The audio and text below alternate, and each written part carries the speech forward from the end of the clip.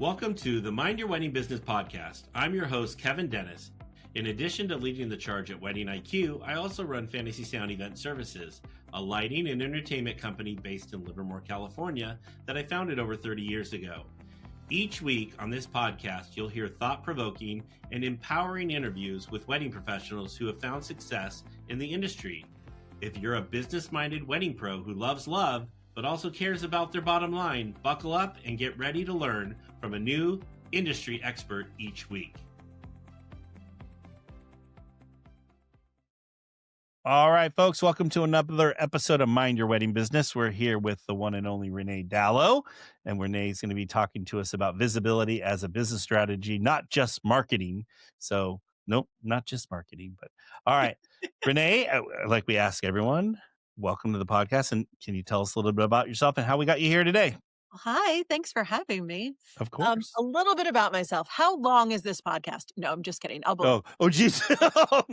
I've never had anyone say that. Someone asked me that once and I was like, how long? They were like, just keep going. I was like, oh, this is gonna be like an hour. No, I'm Renée Dalo. I am currently a coach, a visibility and confidence coach, and a public speaker. I formerly, for almost 15 years, was a full-time wedding planner in Los Angeles. I've been an industry speaker and educator since 2016. Wow. That's 10 years 10 now. years. I was going to say, happy anniversary. Wow. Yeah, thanks. It'll be April. April is the actual anniversary, but I'll hold on to that information in the back of my mind. And how I'm here today is that, my new soapbox, not new, my 2-year-old soapbox is visibility. And specifically for those of us who've been in the industry for a bit, and maybe those of us who are over the age of 40, the perfect cocktail of all the things when you're just like, I don't want to do that anymore. And it's like, actually, it's going to have to be, sorry to say, still part of the business, big part of the business. Yeah. And you've embraced it. I've seen your team and you. Well, when we were talking about it before we started recording, I have a young one, and I joke, her name's August, and she comes up every once in a while on the podcast. But I joke when I introduce her to people, I'm like, yeah, this is the person I pay to make fun of me on the internet, and that's, But you know what, Kevin? It makes people relate to you. I'm sure people who book you are like, oh my God, I love you. I love what you're putting out. Like, and it's the most random stuff that they follow. Like when Wicked first came out, we did this, little short reel, and basically I was driving a scissor lift through our warehouse with black drapery on me, a witch's hat, and I had a broom. And still to this day, people mention that, Yeah, and we had to get creative when Wicked came out. Of course. Here's the thing: if you had told me in one. 2016 that we would have had the exchange we just had, yeah, I would have told you were out of your mind. Yeah, I agree. But everything has changed now. Yep, I agree, and and you have to embrace it or be forgotten, I think. Well, and I love what you said about like you had to get creative, right? I think that's the part that we are forgetting as business owners in this landscape of like, I have to be on the internet, I have to be visible. Most people approach it as this thing that they are dreading doing. Whereas I always take it from the place of like, listen, if you're an entrepreneur, if you're especially in the wedding industry, you inherently are creative. So just turn that creative eye toward content creation. Even if like you did, you hire someone on your team, you have to be a willing and active participant in it though. And I think that is a lot of times where my coaching comes in to be like, how do we get over all of the things that get in the way? Right. Yeah. It's funny too, because they'll all get an idea and then they like, so we have an idea. And I'm always no. And in the back of my head, I'm like, oh crap, what am I about to do? Or what am I about to get myself into? And I've learned I don't say no. And I just do what they tell me to do because we do get reaction to it. But it always makes me laugh when I know it's something really outside the box when they go, so we have an idea. And I'm like, but you're right. Those are the ones that make the most impact. And most of the time there's absolutely no way to know what's going to hit before you release it. And so you just have to kind of go out on a limb.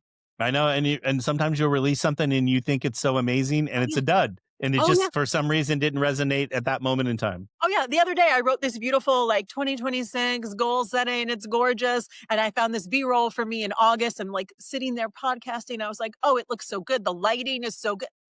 Nobody cares. I was like, this is my favorite one. And people are like, meh. Well, think about when we were around in Wedding MBA when you got controversial on the Oh, internet I did. about dressing and I themes got a little and spicy. and that went. I was with you 100% on that because I get so tired of some of this stuff that we have to do to go to a networking event. But I felt like that thing just blew up. Well, so Kevin is referencing a reel that I did on Instagram, a talking head, which is direct to camera, just speaking words, right? No crazy editing, no trending audio, just like I had something to say. I recorded it in my hotel room after I came home from a dinner where someone told me at that dinner that they had purchased a ticket to a networking event at Wedding MBA, and the ticket was several $100s. And then once the ticket was purchased, many weeks later, the dress code was revealed, the theme was revealed, and this person who was of an older age in a bigger body, um, not from a major market in the US, right, said to me, I could only afford the ticket. I couldn't afford the outfit. And so I'm not going. Oh, geez. And I was sitting at dinner thinking, like, my coaching brain clicked in, and I was like, on one hand, I was like, I'm going to coach her to go to this thing. On the other, I was like, could I buy her an outfit? Like, I was trying to work because I was like, I Yeah. cannot believe you've already put down $350 but you can't participate. And I made me so mad. And so I was stewing on it during dinner. We were talking, and then the whole Uber ride back to my hotel. And I got to the hotel and I was like, you know what? And I put the camera on a tripod. I think I probably spoke into the camera for maybe 7 minutes. I edited it down to whatever it ended up being, 2 minutes. Now, the thing is, that's what I always do because I'm a yapper. And I also repeat myself a lot when I'm recording. So I kind of already know that, like, I can get it down. That thing, I recorded it at night at like 11 p.m. I woke up and it had been shared like over 100 times, like while I was sleeping. I have since found out. Now that thing it took off. It was like my number 3 reel of the year, and I Oh, released wow. it in November. I had found out now since then that 2 different networking groups actually got rid of their dress codes for some of the upcoming events because they were impacted, not just by what I said, which was impactful, sure, but the comments, Kevin. If you go back and read the comments, there are people in the comments being very brave and saying, yes, I agree. Yes, I've felt excluded. I haven't gone. This year was tough. Why are we doing this to each other? Why are we, um, like hindering our creativity? Why are we being treated like children? I was like, oh, I did not know the Pandora's box that I opened, but I'm so grateful for it as someone who teaches visibility to be like, all I had to do was be brave for like the 2 minutes it took to edit and post that, right? Like Yeah. that was the brave moment. I mean, the saying it, sure, right? But I Yeah. say a lot of stuff that doesn't make it to the You're internet. spicy. I I feel can like that. be. I Yeah. can be. Look, there Yeah. are a lot of things on this phone that I have never shared that I'm like, one day I'll share or not. The bravery piece just really comes in the, hey, I'm going to put that out in the world and see what comes back to me. That's the piece that I think a lot of us get stuck on. Yeah. Yeah. Not So, you though, because you're all well, in. well, I try, but anyway, we- it was funny. 2 weddings ago, like 2 Saturdays ago, I was at a wedding, and the talk around the vendor table was there's a very popular conference. We won't mention the name, but literally they were talking about how much it costs to attend the conference, but Yes. then they're going to spend that same amount of money, if not more, on all the dress that they had to, Yeah. so I, it was very interesting to hear everybody's like hot take on that, but it was oh yeah. very, yeah, Well, honestly, now I think it's kind of a lukewarm take because a lot of us agree. We're just no one yeah, had said it publicly like I've said it in private a lot. But yeah, and so now I still see people sharing that. And I'm like, good, share it, share it. yeah. Let's make our industry a little more equitable, I think. Yeah, I agree with you. All right. Well, we digress on dress codes and all kinds of good stuff, but there was a point to that about how it took off and whatnot. And so, anyway, so when you say visibility is a business strategy, what do you mean, and how is that different from just marketing? Visibility as a strategy, I think visibility kind of is the strategy, right? Mm, So I know none of us, when we decided to open a business in the wedding space, thought we'd be full-time marketing our business. mm, But unfortunately, right, it is something we have to do. And we are well past the time of just like putting up a listing on the Knot and hoping for the best. The reason I say visibility is a strategy is because in order to do content creation on the scale that we need to do to attract new clients, there's a lot of work that we have to do for ourselves as business owners to know what we want to say, what direction we want to take the marketing, who we're trying to attract. If you don't have those foundational things, right? Even if you hire someone to do your social media, they're not going to be able to do it. You Mhm. need to know what you're selling, who you're selling to, but more than that, like you need to figure out what the personality of your business is and how you're going to move forward with that. Like I love that you're so willing to be silly because you work in a branch of the business that doesn't have to be so serious, right? I'm Mhm. sure a lot of people come to you and they don't really understand what it is you can do for them. You already have to break that barrier of like, this is something you don't understand. Let me be accessible to you, right? I think you're doing such a great job of that in being like, we're really likable. Come work with Mhm. us. Like you're never gonna feel stupid by asking us a question because we're already being a little stupid in a fun way, you know? Well, it's funny you say because the one thing that always sticks in my head is that we get older, but our clients stay the same age, you As know? And so it's the if I gap can bigger. connect or relate to them, even though I am older, I'm probably old enough to be a lot of their dads, right now. But it's Yeah. just like, but if they can relate with me, then I'm all in because it Yes. keeps me relevant for a little bit longer. So 100%. We had a client in my wedding planning business last year who was a music producer, and I live in Los Angeles, so we have all kinds of clients. We have all the clients. famous people. Yeah, but even the non-famous people that are behind the scenes that are influential, right? Yeah. And this was a music producer who has like a stage name. So when I met him, and one of my associates brought him in as a client, I did not know really who I was talking to, right? Like I knew he was a music producer, but and he started talking about music, and I'm a music girl, in my way, and so we were referencing Sabrina Carpenter's new album, and he was talking about the production, and I said something about the video, and he turned to me and he was like, "How old are you?" And I was like, "You cannot ask a woman that question." And he's, "You seem young." And I was like, "I seem young because I'm keeping myself relevant because I know what's going on in the world." It's the same thing about showing up on social media, understanding the trends, understanding that Wicked is trending. Like you're not saying, "Oh, we're too good for that. We're not going to comment on that." You're saying, "Yeah, we're going to go all in because that's what's happening in the zeitgeist of the world that we exist in." It's funny, we did an event for E40, Mm, and I didn't know it was E40 until we were like halfway through the process because we were dealing with the wife, and the name on there was Earl. The whole mm, and like I met him for like a quick second, and I didn't, yeah. I'm not good with faces and names and all that stuff. And then he showed up to like a tasting at the venue, and he showed up as E4, and Yeah. then And like you're like, everyone, "Oh, yeah, it was like, oh, oh, okay. yeah, yeah, But yeah." it's yeah. But I think the thing with the, visibility as strategy is that right now we've been talking about social, of course, right? Because that is the most accessible. It's free. It's available to anyone. You and I can post right now and say we've done marketing today, right? yep. But I also think there's so many levels of visibility. And so like, yes, social media, but also podcasts like this, getting yourself published in major magazines, not Mm, only your work, but your thought leadership, right? Um, mhm, also, in some markets and maybe some smaller markets, probably not you and I, but in smaller markets, like getting on the local news, like that is a visibility. How that starts, like you don't just one day wake up and go, I'm going to go on the local news. You mhm. start by making your own content because then they go, oh, that person's really good on camera. That person can put a sentence together in a way that makes sense. That person is pleasant to be around, right? And honestly, like that's what it is.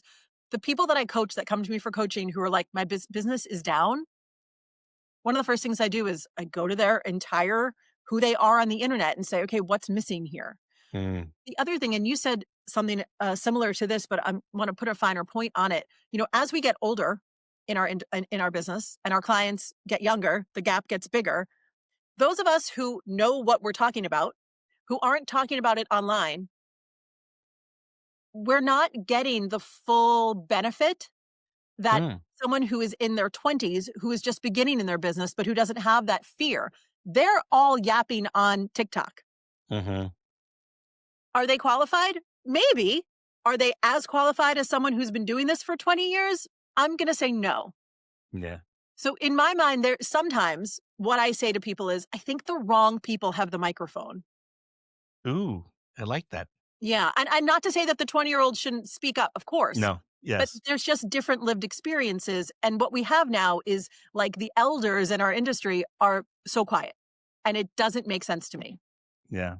Well, and I even can see that happening even when you're working the wedding. Sometimes I'll look at them and they're like freaking out. I'm like, guys, relax. We've been through this. Yeah, Yes. yeah. I'm like, let's do X, Y, and Z, and then ABC, and we're gonna be fine. Yeah. We'll be fine. You know Yeah. what I've always wanted to do, and maybe your team could do it for you. I'm mentioning it now. So, I'm new to the NFL watching because I'm a Swiftie. I really love when they mic up Travis and they just mic him up during the game and then they clip it all together. I think that your team should mic you up Oh, during like during a load-in. wedding. Yeah, and then during a wedding and like clip it together because like I would love to hear what you're like that moment when you're like, we're good, it's fine, don't worry. Like that Yeah. kind of stuff is really cool for a client to hear because they won't ever hear it otherwise unless we share it. You just gave August in her office something to August, come up. You got something to do. mic Kevin up, NFL New thing. style. I love it. And it's funny to me because my father-in-law and I, who are not Swifties, have been because we do family dinner. Started watching her documentary. Oh, it's so good. So we're only 4 episodes in. We have 2 more to go, but it just is cracking us up because we're so in on how she's done what she's done and how nice she is to everyone Yes, and how she's like empowered everyone. yes. It's amazing what Even if she's you're done not a behind the scenes. Swiftie, there's so many lessons in that documentary about good ownership, right? There are so many, and even visibility too, like just Yeah. how she was able to, there's a whole so much culture around the Eras Tour and like, um, there's a whole culture around it on TikTok as well. Like that concert was live streamed every single concert was live streamed on TikTok by the fans and she never stopped it.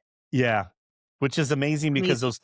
we had it on because Oh a yeah. lot of the office, so we have a conference TV, so every concert Yes. that was on, I we watched had it it. on. Yeah, they I had watched them it. going, and it was this one kid, and I'm like, how much money does this kid make finding the streams and getting them like, because Yeah. he always had his Venmo and PayPal and all Always. that there. Yeah, and I I'm was like, just like, that's also entrepreneurship. Like, yeah, go Taylor Swift supporting small creators. Take it. yeah, I Do it. know. It was amazing. So, but the one thing that made my father-in-law and I laugh, she was having this moment with her mom and that she was talking about how she knew nothing about football Yeah. and that how she learned all about it. And now she knows like even Everything. who's on the injured list for the Yes. San Francisco 49ers who are not even part of, Travis's world, but she knows she went all in. And I Went thought all that in. was, that was Went all amazing. in. So, That's all and right. listen, I mean, to tie it back, right? That is kind of what I want business owners in the wedding industry to do is I kind of want everyone to go in all in on visibility this year. Because Mm, the thing is that the longer you wait, the higher that mountain is going to seem to climb and then the more you're going to be like, "Oh, well, I'm never going to have 1 million followers, so who cares?" That's not what it's about for a business owner, right? It isn't necessarily about going viral. It's not about becoming an influencer or getting a mm-mm. brand deal or I mean, sure, maybe that might happen, right? What it's about is attracting the right people to you and quite simply, many, many, many wedding pros are just not putting out enough content about who they are and what they do and their perspective on it. Yeah, and it's kinda interesting you say that because I think a lot of people, they'll say, I just don't connect with this couple. I don't understand why they didn't hire me." And I'm like, "Well, you're not using the right bait." You're not putting up. Right. Yeah, you're not That's putting it out right. there. Yeah. Right. And So it also always. like one of my people that I'm coaching right now, she's like, every time I post a reel, I lose a couple of followers. And I'm like, okay. And she's like, don't you care about that? And I'm like, never. No. She's like, why? I'm like, one, they're probably robots. Two, if they're unattracted to great, bye. Go. The Yeah. internet is vast. Go find someone else that you enjoy watching. I mean, Mhm. I know for me, and I'd love to know if this is true for you, but I often find myself at the end of the day, instead of watching TV, I'll just maybe scroll TikTok or Instagram reels, and that's what I watch as entertainment.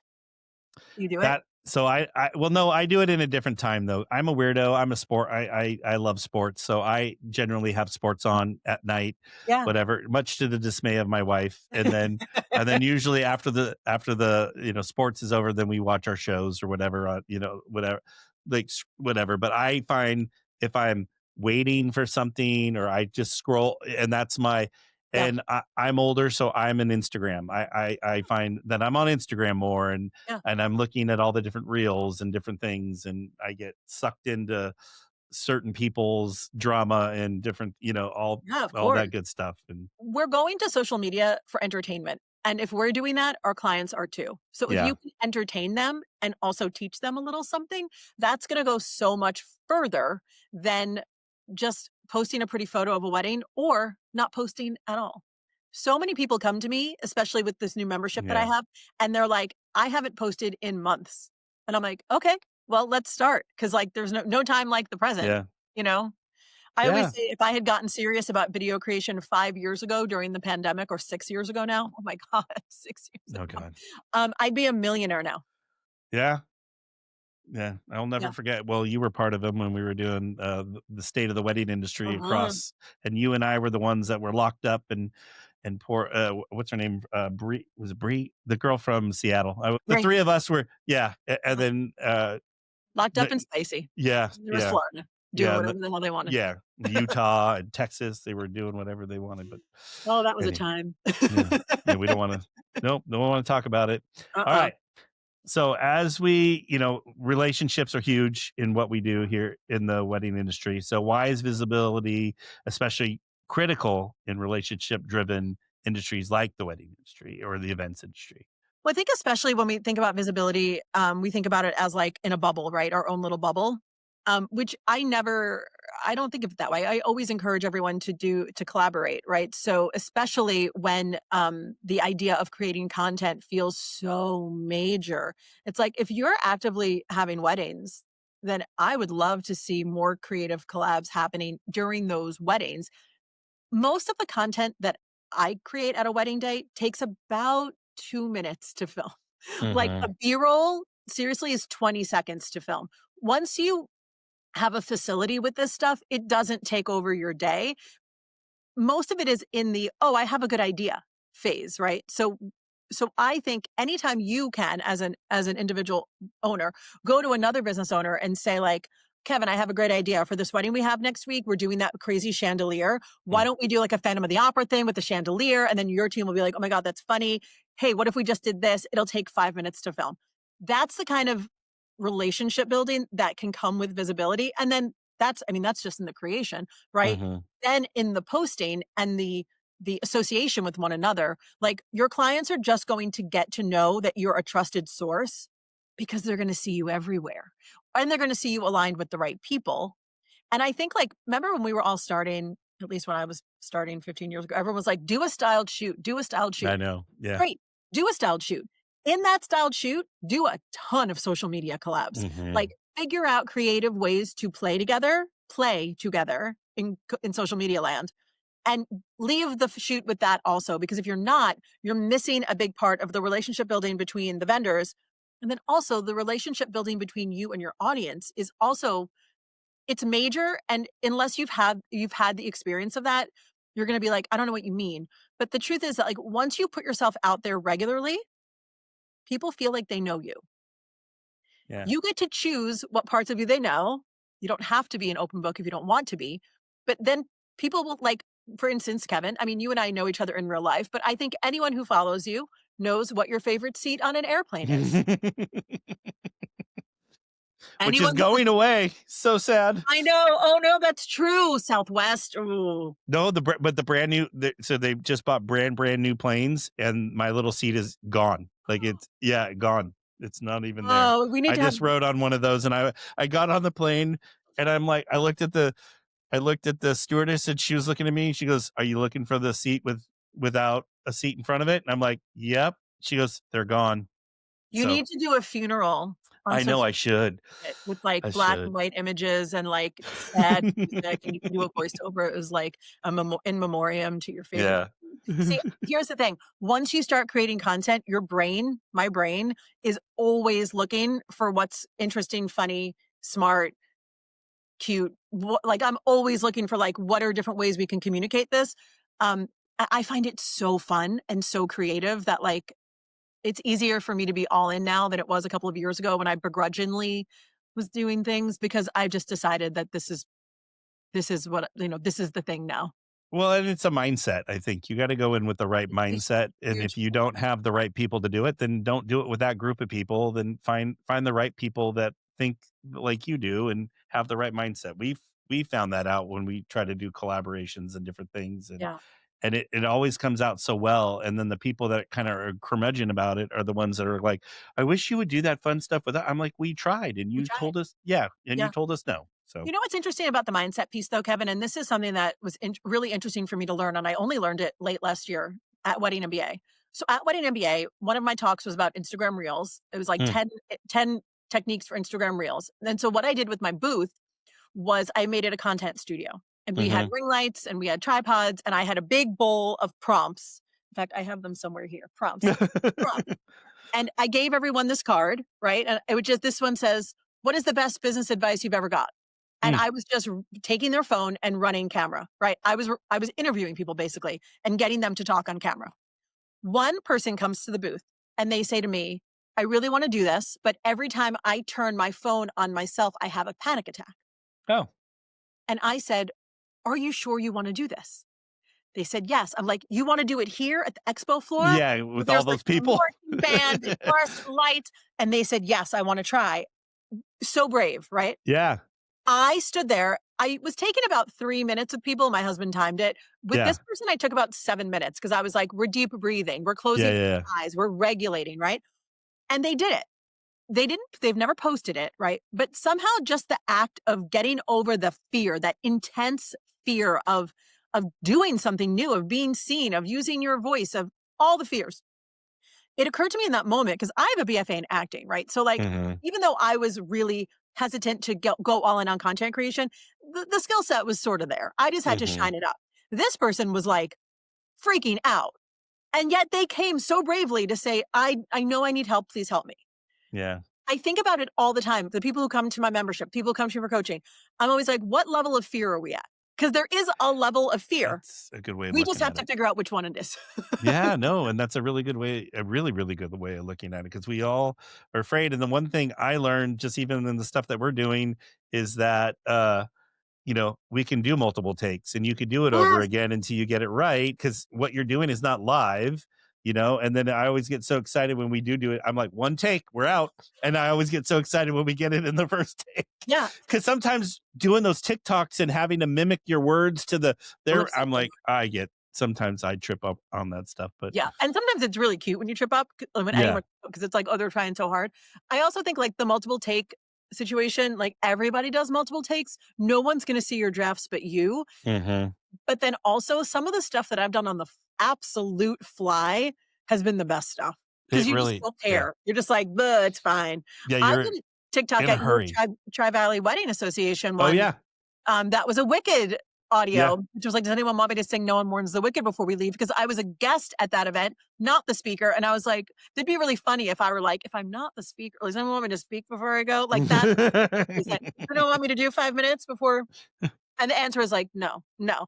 And it's just like a very fun moment. That did such numbers. People were like, oh, she has a sense of humor about herself. Yeah, yeah. People want to see us having fun.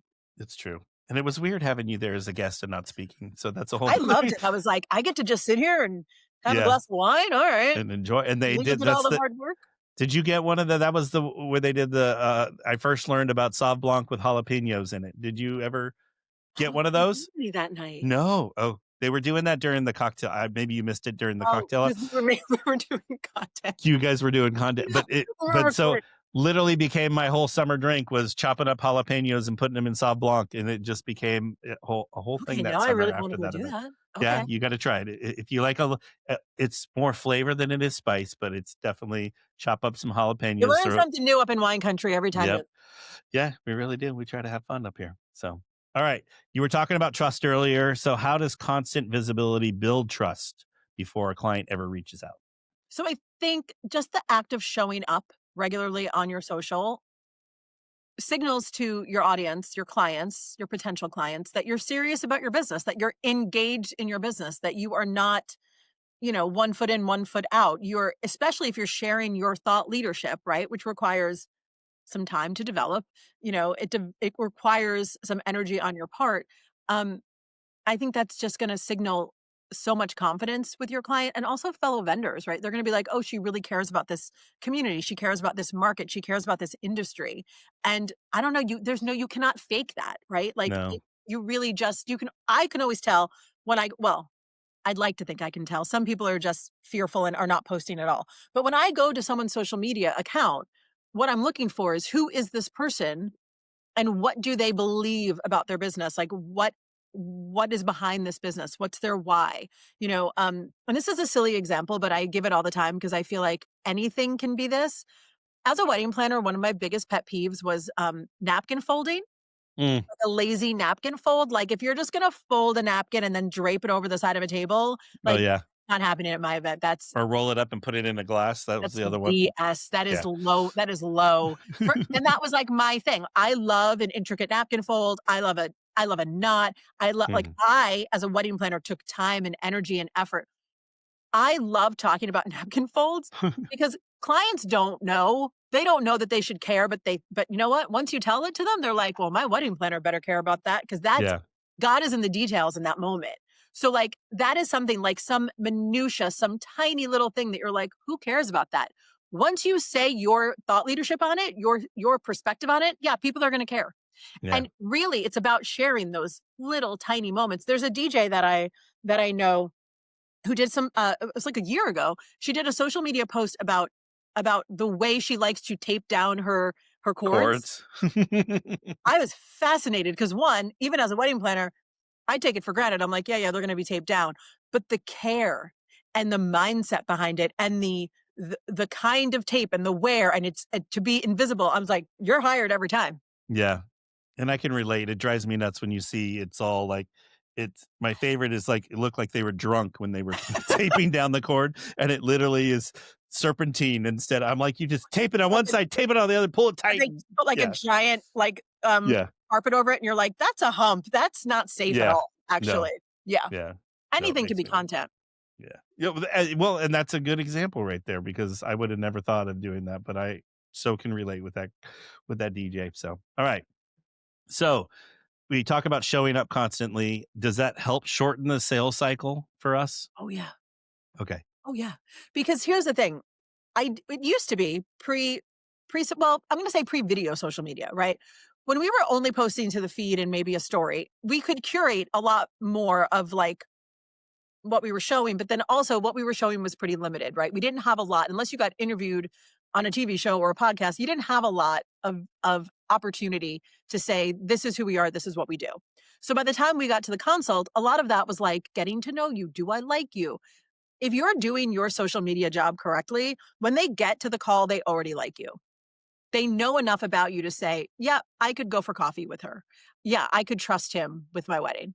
Then the conversation in the consult, one, gets shorter, right? You can talk way more about them than you, because they should already know you from the internet.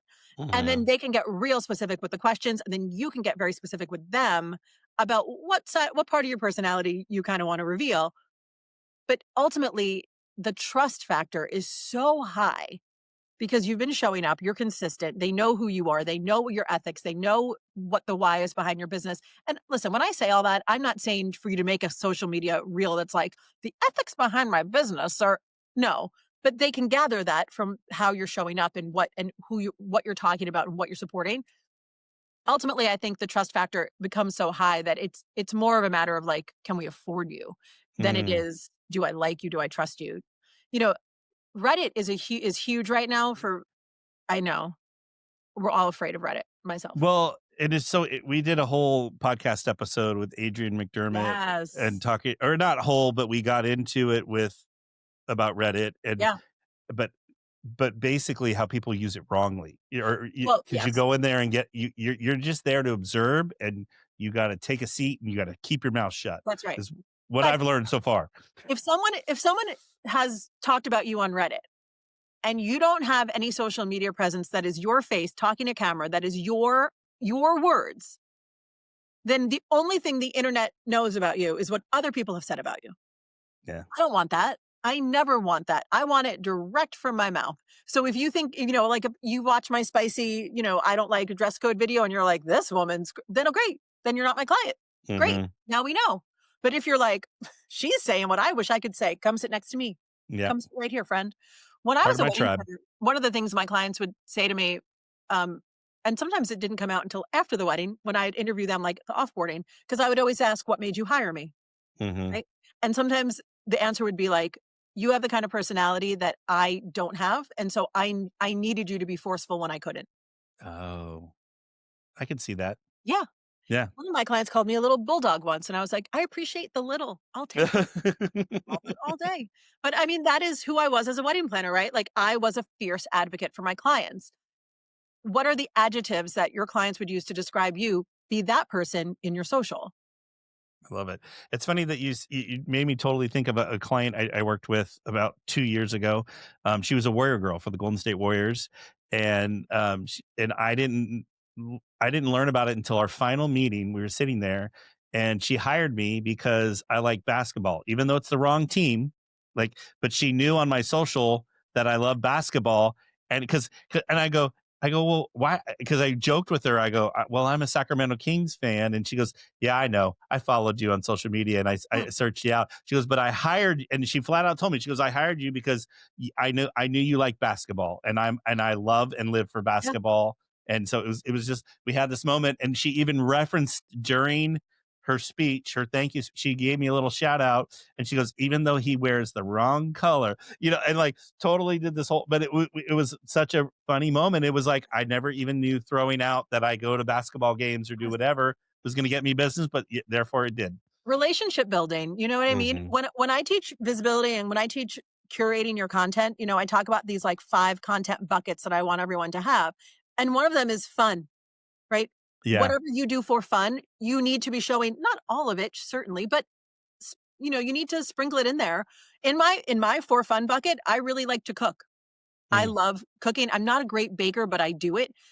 Once every couple of weeks, I will post a full-on video of me making something. Maybe Mm-hmm. not cooking, maybe the aftermath. Like I posted one about a dessert I made on New Year's Eve because it was like the Ina Garten brownie pudding. It went Oh, I viral. saw that. Yeah. Right. Yeah. So I was like, did I do it? Like, did I do it correctly? I did. So like that's a cute moment, right? Am I gonna be a cooking influencer? No. No. But it's in the for fun bucket because people want to know what we're about. Yeah. I'm also a musical theater girly. I have so many clients, coaching clients, people in my membership, and former wedding clients who all the commonality is, what's your favorite musical? Tell me your favorite musical. Mm. It's a whole other language we can speak together. Yeah. Even though it's not the same basketball team, who cares? She No. knows that you understand her favorite sport. Yeah. Great. Yeah. Great. And we were totally, and it's funny, and we still interact on social media. I Yes. mean, a couple years later, And still she'll refer interact. you to other clients because Oh you're yeah. top of mind, because you're present on social. Yeah. No, I try. Well, we're there. You have, but So here's the thing. Here's what I want to say, because I've seen Kevin in person doing this. Kevin, I admire you and your business so much because you could have said, I'm not doing social media. We're so successful. We don't need to.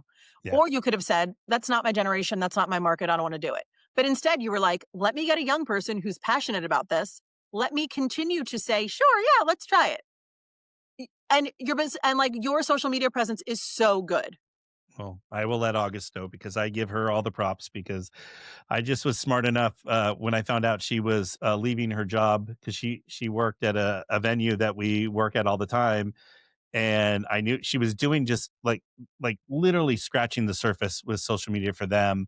And we kind of plateaued. We were using a VA outside, and we like literally plateaued. We could not do any more social, and we went to something where exactly kind of what you're talking about being fun and being visible and all that kind of stuff. And then I don't know why, but August like totally came to my. I'm like, we should hire August. And then and she had, and it's funny, she quit her job to go work for another company, and like literally after a longest interview I ever had with anyone, we had like a 2+ hour, to the point where my wife's like, are you coming home, like was texting me in the middle of the interview. But like it's still, but we just started having a conversation and then started brainstorming, and then it made her want to come work for us because then she knew she had complete creativity to do what Yep. she wanted to do, but then also that I was a willing participant. And I think that was the biggest thing. And she's been with us now a little over a year and a half, and I love it. she's been very integral, and everyone like you experienced being Yep. part of her little TikToks and little things that she likes to do. And Great. she puts together fun stuff. So yes, I highly recommend an August. Everyone needs an August. So, all right. So back to visibility. Yes. So does visibility directly impact referrals when clients don't even consciously realize it? Yeah, of course, because they're Okay. scrolling and they're seeing you, right? And then they're like, oh my God, yeah, my wedding planner. Yes, my friend just got engaged. I should connect you. And you know how they're going to do it? They're going to share your reel. Mm, They're going to go, hey, do you remember at my wedding, the girl who ran everything? This is her. I That is love what it. it is now, right?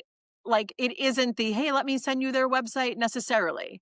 A lot of times it is a piece of content that they think is relevant or literally just top of mind. One of the big things that I think we can take from the influencers, right? The people who are making a career of influencing is most of them, especially on TikTok, they're posting 5 times a day Mm. because they understand that once you come upon them, if you like them, you're going to want to binge the way we binge Netflix. Oh, never So even thought about it that way. So that's the strategy, right? If you find someone like, I really think he's funny. Let's go see what else he's got. Yeah, he's got thousands, right? Hmm. I'm not suggesting that every wedding pro do that. But what I'm saying is, even if you're showing up 3 times a week, but consistently, right? When someone new comes to you, they have a wealth of information to go off of. They are not just looking at the one video you have up and thinking, do I like this person? Should I follow them? I don't know. It's hard. It's one weird video. Consistency and breadth of kinds of content is going to get you further. And I know as I say this, people who are listening who don't post are freaking out because they're like, I don't know. All of this gets so much easier once you're in action, don't you think? Yeah, yeah. No, it does. The more I've done, looking at what I did started with August to where I am now, it's like so we have content.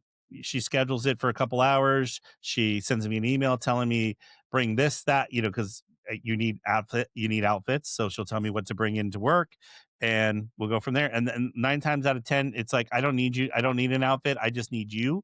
And it Yeah. doesn't matter what you're wearing. And I might be in my Crocs and everyone makes fun of me for wearing Crocs, but that's become another thing that everyone, because I went on a cruise and my cousin told me you needed Crocs when you're on the cruise. So I bought a pair of Crocs and I fell in love with them and I wear them all the time now. And I'm pretty sure that most dads of your clients wear Crocs too. Yeah, probably. Yeah. When you shoot your content, do you do it like one day a week or what's the cadence? It depends on what she's trying to do. It's usually we try to plan at least one day a week, a couple hours, like an hour, couple hours, or sometimes and then if she gets like a crazy idea or something, she'll go, I just need you for 15 minutes, Yeah. and most of the time it's even shorter than that, but it just, yeah. And then some of the best stuff I think people really get excited about is when she goes out and goes with the guys on a setup. And it's like people like to know how the sausage is made, Behind the you scenes, know? huge content bucket for everyone. Yeah. 100%. Even if you're behind the scenes as you sitting at a desk typing, which for a lot of wedding pros, it can be. Um, Hmm. all of that, any of that is weirdly interesting to people. I say this all the time on stage, but a lot of people come to me and they're like, well, I just don't have anything interesting that I do. It's not interesting. And then I Hmm. ask them like, have you ever watched a video of a rug being cleaned? Because I have many, hundreds. I've watched hundreds of videos of rugs being cleaned. And like, if you had asked me 5 years ago if that would be interesting content for me, I'd say no. But we all do it. We all watch the rugs being cleaned. And I'm pretty positive that anything you're doing in your business is as exciting or more than a rug that's being cleaned. That guess what? Half those rugs they're beige in the end. Yeah. It's funny you say that. There's a guy on the internet that I don't know came in my feed, and he is a pressure washer. And he goes and if he finds someone in the neighborhood where he's pressure washing and their house is atrocious, Oh, I've seen him. I love yeah, him. he's amazing. And I'm like, I'm sitting here watching this man pressure and he'll do the weeds and do all the other part And then and he bring this. passes them and they're like, oh, Yeah. God, my love. Yes. Yeah. So random, but yeah. But Like that guy, we both know that guy yeah. Yeah. because And he decided one day to show up online, yeah. I think we spend a lot of time, especially as wedding pros, we overthink things, right? We're slow to adapt. Remember at the beginning of Instagram, we were all like, this isn't going to be around much longer. Yeah. Meanwhile, and I think we spend a lot of time, especially anyone who is aspiring to the luxury market. I hear this a lot where they're like, I can't be silly on the internet. Friends, Yes, you can. Not every day, not all the time, not No. only silly, but you can be lighthearted. Because guess what? Even your wealthiest clients don't want to work with someone who's hard to be around. Hmm. You just got to show up. You got to show your personality. Yeah. Well, and the big thing you got to remember is you're not for every client. No, Like no. and the sooner I think you learn that lesson, you're not trying to book every single person, Yeah. and then the more like you're talking about being visible, putting yourself out there, you're Yes. going to attract. You're putting out that bait to attract the right client. So. Yes. And I want to just finish the loop on what I had asked you about when do you record. So Hmm. I have two rules for myself. Every Sunday I record. Hmm. I record something. I'll go to Dry Bar, put on lipstick, and just sit there and record something. But then I also have a rule for myself now that I turn the camera on myself for like 10 to 20 seconds a day. Sometimes it's just me walking, sometimes it's me driving, sometimes I just put the thing right there when I'm typing.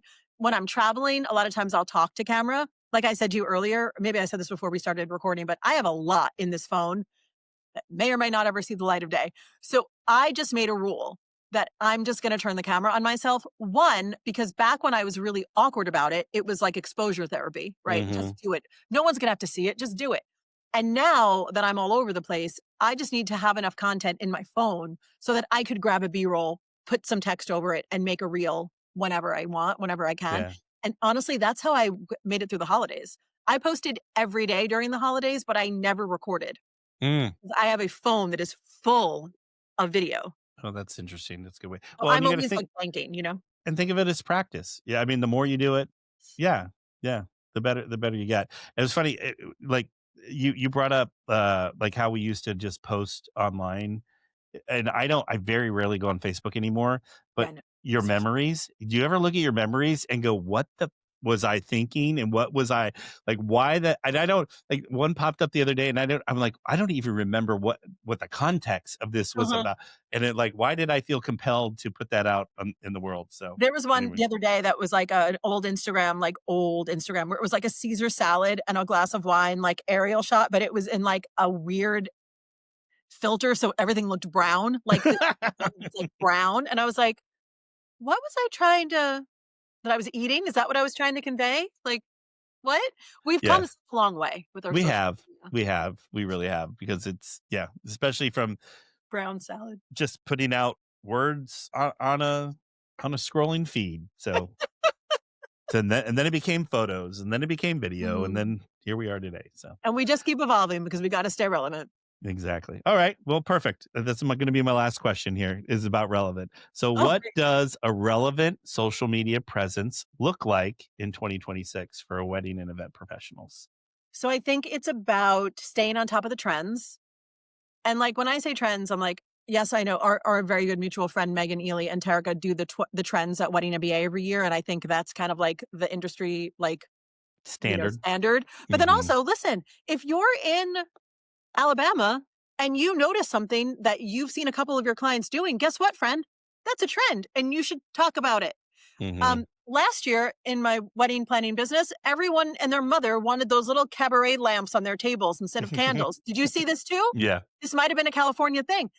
So then I started, I'm going to say to my next client, do you want those little, I'm like, I love those little, I don't know where they came from. I don't even know. Doesn't Yeah. matter. It was a trend. Anything that is very current of the moment, any social media or celebrity thing that happens, that any celebrity wedding, talk about it, right? Anything you're noticing, talk about it. Pantone color of the year, talk about it, right? Hmm. Because your social media presence, again, should be you in the immediate moments, right? It should be you actively engaging in your business. And having opinions about things, right? Whether they're spicy or not. Um, Being really present and offering advice is always great. I Hmm. think a beautiful example of this is the social media account called The Wedding Duo. Maybe you've had them on your show. Yeah. I haven't had them on the show, but I actually spoke with them at the Central Florida Wedding Yeah. Association. You spoke there last year, but I was there 2 years ago and they were there and I got to meet them. Really, really smart on how he does. So smart. And Yeah. so they do a great job. If you don't already follow them, go follow The Wedding Duo. They're more robust on TikTok, but it's similar content in both platforms. What I love that they do, and because he's a DJ, he literally says, if you want a romantic Taylor Swift entrance, start this love at a 10-second mark and go to the Yeah. 20. He literally gives them cuts of music. Yeah. Yes, he's giving away whatever. The He has secret been sauce. hired now across the country. He is no longer a regional DJ. He is a Mm. nationwide DJ because people trust him so much because he's giving them information that they can actually use. It's amazing.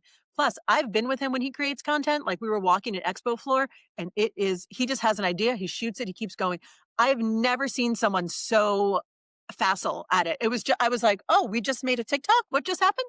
Well, yeah, and Amazing. it was funny. I was going to get Starbucks the morning before we were going in, and he was in the corner of the Starbucks putting together.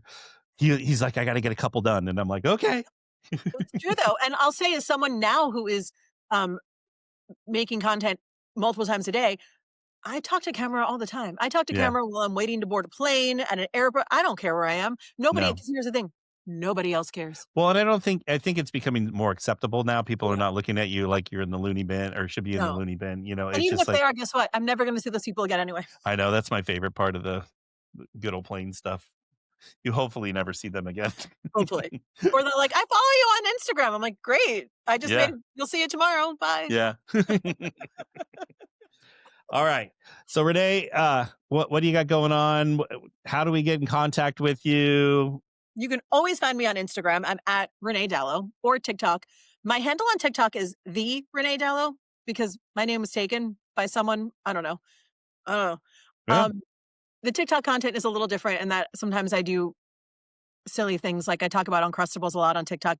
Don't ask too many questions. Just go if you're interested. But right now, when this episode goes live, I'm actually right in the middle of a launch for my brand new membership called the Verve and Vision Club. It is a visibility and content and confidence community, basically. There's a lot in it. I know a lot of the pain points for people who want to be more visible in their business. A lot of it revolves around like just not knowing, right? Not knowing what to post, not knowing how to edit, not knowing the different kinds of content to post. We're going to cover all of that. There's 2 calls a month with me where I coach, and then there's a full editing library, little videos where it's like, do you want to learn how to edit a talking head? Click here. Do you want to learn how to edit a lip sync? Here. We're talking about CapCut. We're talking about edits. Once you learn how to edit, worlds open up for you, I believe. Because even if you're going to hire someone out, I do believe you should know a little bit of how to do it so that you kind of understand what you're asking someone to do. If you're like, hey, let's edit together the last 12 weddings we did. Yeah. That's a lot. That's a Yeah. lot. That's a lot. I also walk everyone through the different levels of visibility that I teach, the different content buckets. We have AI prompts to help us learn what to say and how to say it. We do a lot of skill drills about like, let's all get on camera and practice, right? And then there's also everyone who joins the membership has access to a 31-day visibility sprint where there's 31 days of audio prompts that get directly emailed to you. So every single day you're doing something for your visibility, because part of the problem is people don't know how to get started again. If they've been absent for a while, they're like, I feel like, no, we're just going to do this 31 days together. And then we're going to get into a cadence that's more weekly so that you can kind of get a handle on it so that you're not just like winging it every week or every month. Or my least favorite, which is what I used to do, go hard and heavy for like 2 weeks and then ghost for 2 months. Don't do that. Don't do it. I've been there. So the membership is monthly. Right now we're in the founders launch. It's only $27 a month. And we close the doors to the membership on the 16th, which is just a couple of days from now. But you can find out everything you need to know at reneedalo.com/club, CLUB. Perfect. And we'll have all that information in the show notes and the email that goes out. And we'll make sure, hopefully, we'll get you some people out there ready to be visible and ready to jump off the cliff and join the group. So it's not so scary to jump off. No, it really isn't. It's very fun. We have fun. And I will say, if I can do it, you can do it, is the best thing I can say. I say that too. If I can do it, I'm 49 years old. Anyone can do it. You just gotta believe. Yeah, I think that's the biggest thing. Yeah. So, all right. Well, we're going to wrap up here with Renee. Can we make fun of Megan Ely before we go? Is there anything funny we can make fun of her? Because that's my, my favorite thing to do. When I was at Megan's house last year, I stayed with her for a couple of days when I was on the road for speaking. She baked no less than, I think, 8 loaves of bread in the 3 days I was there. And when I pointed out to her I was like, so you're like a baker? She was like, no. I was like, you have made bread, multiple loaves of baguettes every day that I've been here. She's like, that's not true. I was like, no, every day you wake up and you bake bread. What's happening? Are you Amish? What's happening? She was like, that's just what we do. I was like, Yeah. I don't understand what's happening. It was fantastic. It was amazing. I've never had such good bread. Yeah. Well, I always say Travis is a saint. So that's my, so she'll be like losing her mind about something. And I look at her and I usually go, poor Travis. And I just, this is usually when Well, Megan's amazing. I mean, just the Yes. amount of bread baking alone, I'm like, this family is so well taken care of. Yeah. I think we do have beef though, she and I right now, because her cats really loved me. And that was unprecedented. She Oh. said she's like, the cats don't like anybody. And they were obsessed. Like one of them slept on my head and she was just Oh. like, I was like, I'm not like drugging them or anything. I have like a cat aura. Yeah. Yeah. You're not using your catnip to attract them and No, get but them. she was like, why do my cats like you so much? I was like, I don't know. So And I think that is our ongoing beef. I can see her having beef about that. So the cat lady. So, all right. Well, I'm glad we snuck a little Megan Ely in there. So, I love it. That chick from Virginia. So we'll leave it at that. So, all right. So Renee, thank you so much. We appreciate you being here. And then hopefully we'll have you back soon. Yeah, I'd love to. Thank All you. right. Thanks, guys. Bye. Thank you so much for tuning into another episode of Mind Your Wedding Business, brought to you by Wedding IQ. If you've got a topic you'd love to hear us cover, or if there's an area of your business you're struggling with, let us know and we'd be happy to help. Don't forget to check out our other episodes on Apple, Spotify, YouTube, or wherever you get your podcasts. And if you're a fan, we'd really appreciate it if you would subscribe and left a review. It helps more wedding pros find us and learn more from our guests too. Thanks again for listening to Mind Your Wedding Business. We'll catch you next time.